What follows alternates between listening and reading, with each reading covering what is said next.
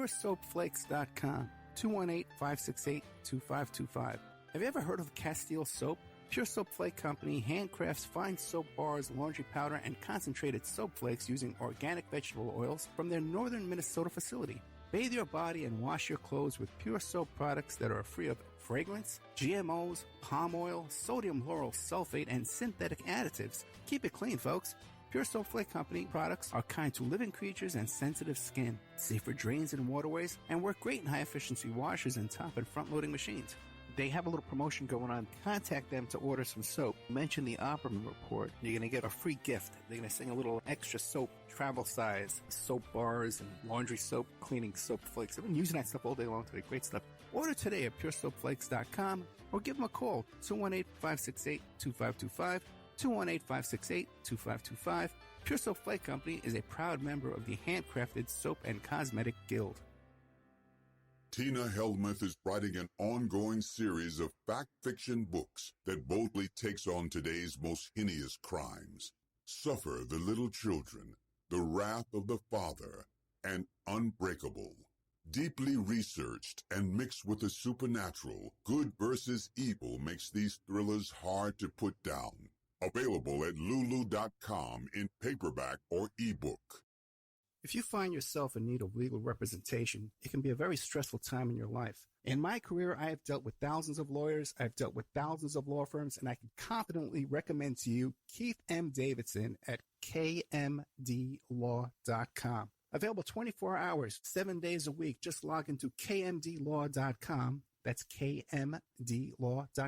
Or you can call toll-free 833-4KMD-LAW. That's 833-4KMD-LAW. Personal injury, wrongful death, STDs, sexual assault, car accidents, they handle it all efficiently and professionally. It doesn't matter how imposing the opposition may be, because the team at kmdlaw.com are battle-tested and fierce. They will not stop until justice prevails. Go to kmdlaw.com or call toll-free 833-4KMD-LAW. If you're in for the fight of your life, stop screwing around and contact KMD Law. It's the Opperman Report. And now, here is investigator Ed Opperman. Okay, welcome back to the Opperman Report. I'm your host, private investigator Ed Opperman. We're here today talking to Polly Franks, who's written a book about a person she actually came into contact with, Devil at My Door. And it's a story about this prolific serial rapist, Joseph Frank Smith. So, Polly, in the course of all this, you actually became a private investigator in order to work on this? Yes, I did. I was still very frustrated because the police had told me when they gave him this deal for what he had done with my children that they were going to watch him very closely and all of that. And then I found out that they not only were not watching him, but they didn't even know who was supposed to be doing the watching, who in the police department was supposed to be doing it. I was just so astounded. So I figured, okay, I've got to do something. And part of me thought that maybe he felt like he could do this to my kids because of my disability, that he thought I would roll over or that we would be easy victims. And frankly, I was so filled with rage, I had to do something. So I went to private investigator school. And then, again, this was prior to Google and Facebook and all of this. So it was basically just your basic PI type of things. And I learned a lot. And it helped me a great deal. And it helped me to go after him. And one thing I learned was far being from a impairment, being a woman with a disability is a great thing to be in order to be for being a PI. Nobody ever suspects you. People, it doesn't, it's a great cover. Even if it isn't a cover, it's, nobody ever suspects that you're being a private investigator. So I learned a lot, and my main goal was to go after him. And like I said, it took 3 years. I was very, very impatient because I knew he was, as the old saying goes, he was up to no good. He hadn't just learned his lesson and gone home and cried and gone over his sins. No, he had just hit the ground running again. And it turned out, of course, to be far worse than even I could have imagined. But it was an interesting thing to do. I learned so much from being in the class and have kept up with it to a degree.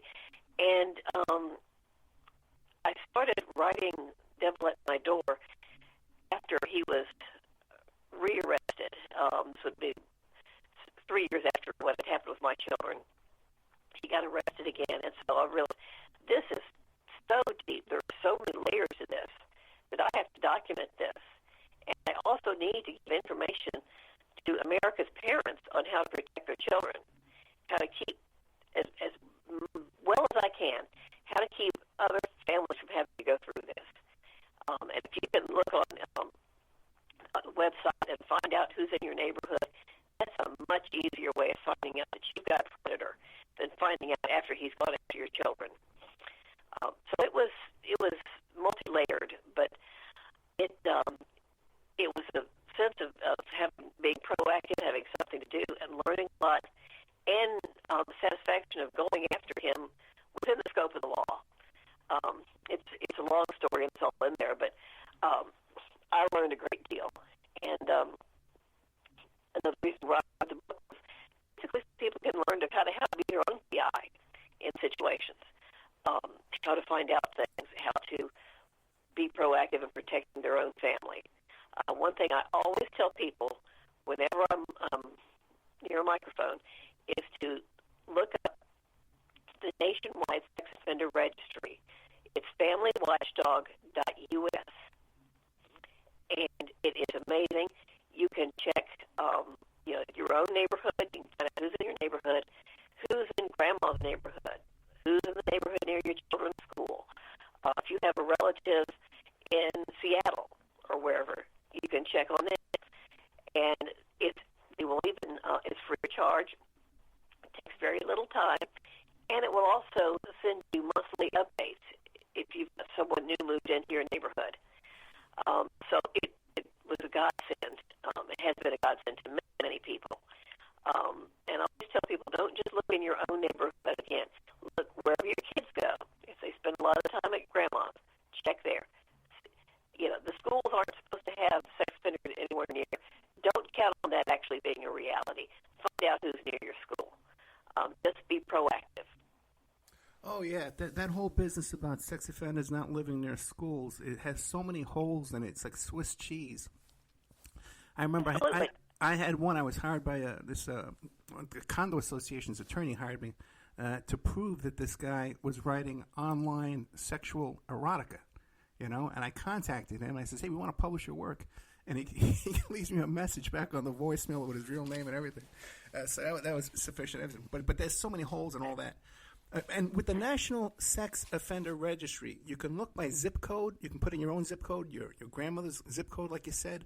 Or if you got a daughter or a cousin who's a single mom and is dating a new guy, you can put his name in there as well. You can search by name or zip code, neighborhood, all different ways to search there and track on people's records. Absolutely, and don't think that just because, say, if you are fortunate enough to live in a $1 million home in a gated community, that does not mean that you don't have predators in your neighborhood. This crosses every demographic. People like to think, well, they live in the projects and across the train tracks. That's not true. No, as a matter of fact, if you're more wealthy, you have a better chance of not being either arrested, investigated, and arrested. I'm going to be talking to a guest later on today about a doctor who was given a pass by the police for prescriptions. But you're wealthy, you have an attorney, may know the district attorney, may know the mayor. You have a better chance of slipping through the cracks. Now, Polly, we both know that many of these offenders, they never get arrested, they never get convicted. They're not going to be in that sex offender registry. What signs do we look for when we're meeting somebody new? Your daughter's dating your single daughter, mom, daughter, is dating someone new. What do we look for? Look for if they have any larger than normal interest in your child, anything more than just being friendly. If they want to take the child out on a camping trip or something. If you don't know that person that well, there's a red flag. As a PI, I always go onto the system under been verified and check. My daughters have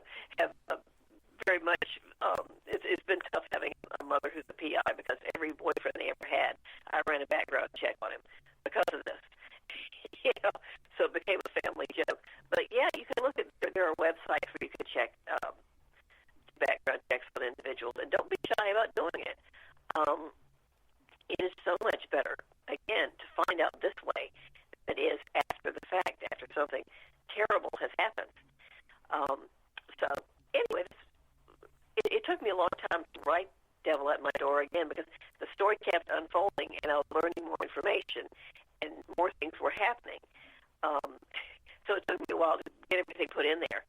But I'm glad I waited as long as I did because it was just things I learned as the years passed were very, very important.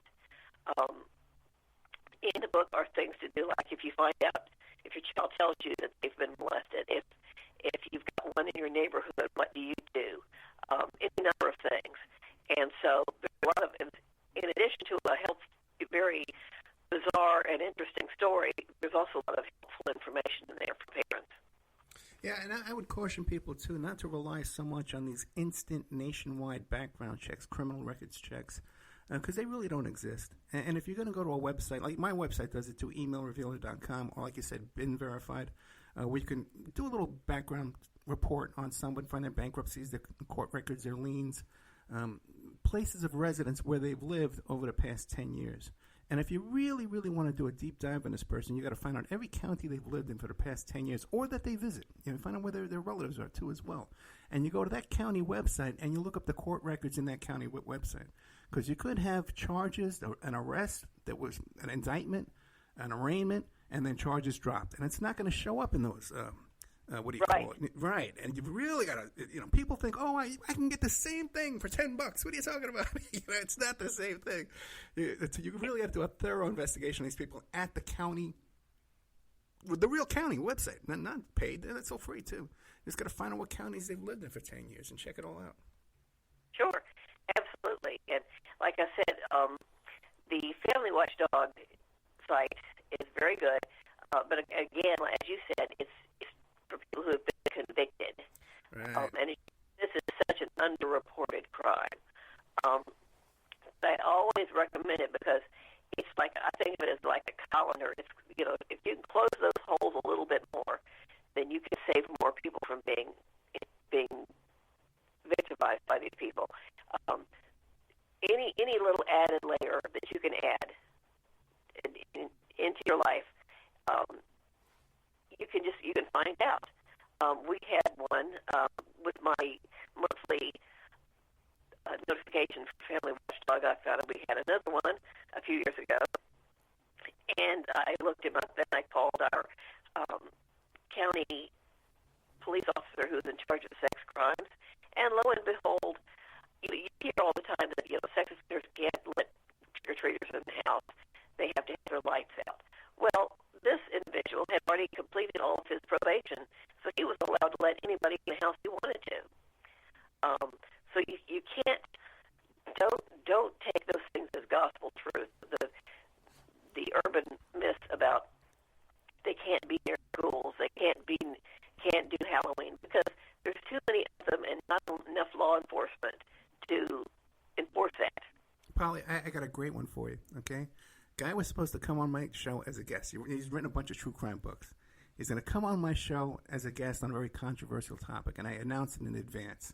The people who are fascinated with this particular crime he was writing about, look him up, and they see he's on the sex offenders registry, right? Oh.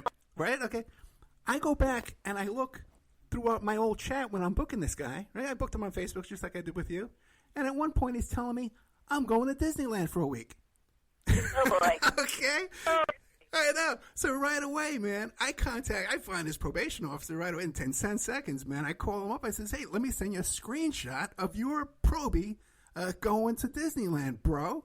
And we violated his probation. Now, Polly, do you keep an eye on, are there certain people out there, that have convictions in their past that you keep an eye on and you contact their parole officer and you contact their probation officer and just to keep people aware of what's going on? Yes. And for instance, back in when it was just concentrating on Smith, I would call his neighbors when he moved a lot, and have them slam